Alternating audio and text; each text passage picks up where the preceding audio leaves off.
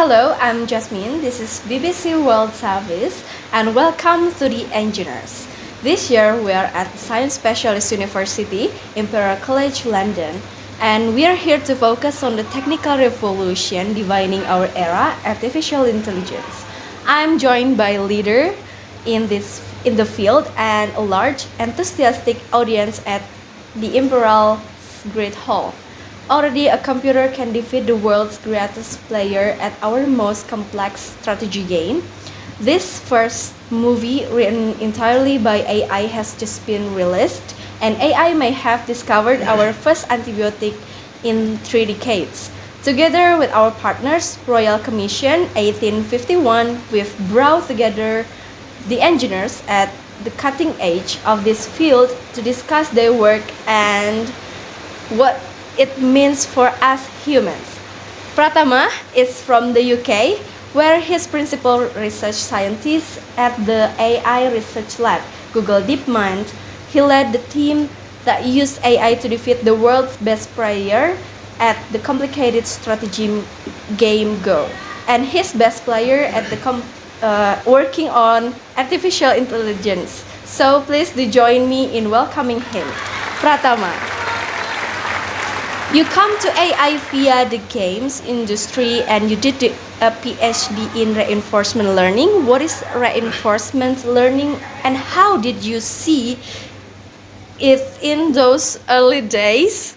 Okay. All right. Thank you very much, Jasmine. For that questions, I guess I started out in the games industry before. I went back to academia and I was working on building computer games. And as a big part of building computer games is building the AI for those games that kind of makes all of the characters move around and games. And I found myself being fundamentally disappointed by the method that were being used in those games. And it felt like I really wanted to do was build something that had a real AI in it.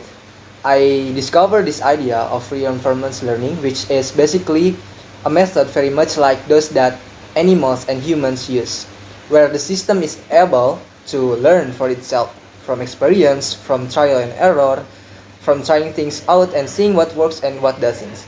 So, is it sort of like when we learn to not touch fire because at some point we try it and it really hurts and we learn don't do that in the future because the consequences are not appealing. Okay, so is it sort of like how humans learn reinforcement learning? Yeah. It's a lot like that. So in fact, humans are believed to have, a major part of the brain which is devoted to providing a signal, giving feedback that makes the brain actually learn to do more of the good things and less of the bad things. And so actually that's inspired a lot of work in machine learning to make machines have that some capability. But a machine doesn't feel heat or isn't rewarded by a cookie. And how can you reward a machine? Oh yeah. Yeah, so for a machines it's just a number. So you give it a positive number if it's done something good and a negative number if it's done something bad. And at the end of the day, everything stems from that one single number. So that single number, which we call the reward, contains enormous power because it's the signal that drives everything. Okay, Pratama, AI had already defeated reigning Grandmaster Garry Kasparov at chess well before you started your project AlphaGo, and the rules of Go sound quite simple. Basically, on each turn, a player puts down a counter on the board, and you gain territory by connecting your counters, and the player with the most territory at the end of the game wins. So, why is it harder for a computer to beat a human at Go than a chess? So yeah, that sounds more complicated. Yeah, so the game of Go is this very beautiful and elegant game where it seems at first glance like the rules are very simple. But once you start to understand it a bit like unpeeling an onion, you discover more and more layer of complexity.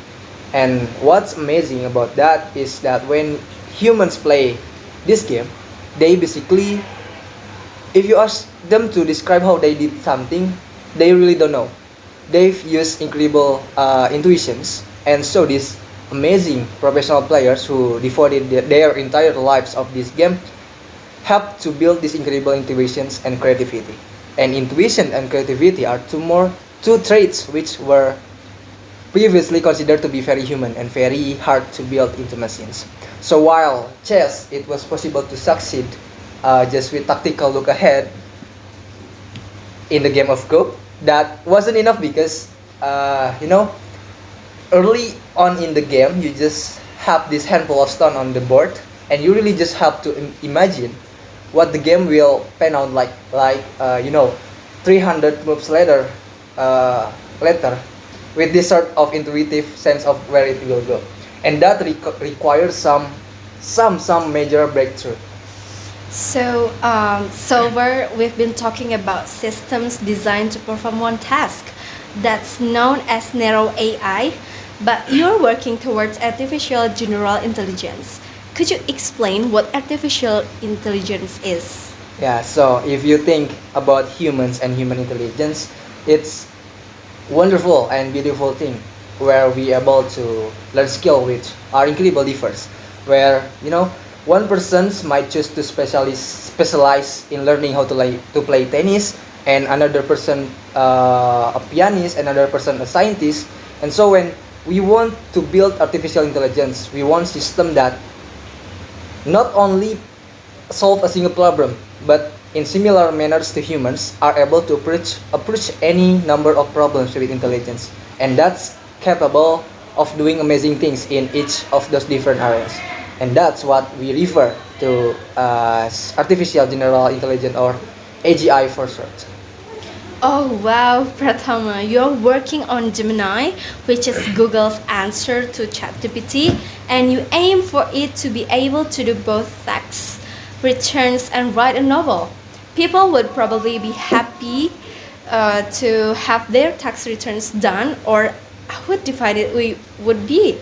But novels, should we really letting AI sort of take over human culture? Yeah. So yeah, this is a great question actually. I think I wouldn't see it as taking over human culture. I think what will happen, or the most likely outcome, is that we'll be providing an incredibly powerful tool to human authors.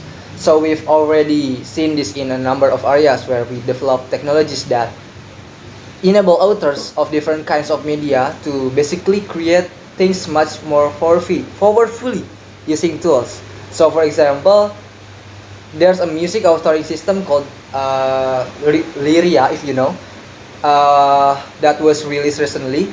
And there's this wonderful footage of William when he's playing with it for the first time, and he's just so excited because he say it can kind of speed up of his songwriting process by 10 to 100 times. So I think what I really hope we get to this is a world in which the AI and the humans kind of work together to just make everything better. So yeah, I'm excited to be in a world where we have much more, the most amazing novels that we can imagine, that which go far beyond the ones we have today.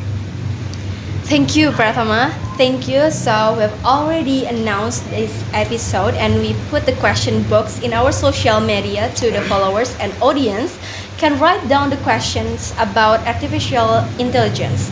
Pretty much everyone has written down. So this is going to be tricky. Start to the first question. Thank you very much. The British government wants to make Britain a leader in AI and sees the way to do this by making it a safe space. They're looking at doing that by making sure you can develop AI where you don't understand the consequences before you develop it. Do you think that's the right approach? So, yes, David, what do you think about the legislation around AI? Yeah, I think we need some kind of regulations. I think it's an area which clearly is going to have more and more consequence and impacts on society. So I think regulation is important. Some of the areas which have been agreed in various summits over the last year, that's fantastic start. And one thing I would say is I think it's hard sometimes to come up with like one size fits all recipe for AI because it's so different in different areas. So the regulations that you might need in medicines might look quite different to the kind of regulation you might need for say the chatbot. I'm sorry. So yeah, I think we have to look to each area separately and make sure that whatever we do, we really fully understand that the consequences of what the impact of AI will be in that area. And there's a lot of anxiety about the pace AI is moving, right? We have people resigning, and we have already leaders in the field to campaign for safeguarding against the threat of misinformation, to the threat to jobs, and even an existential risk to humanity.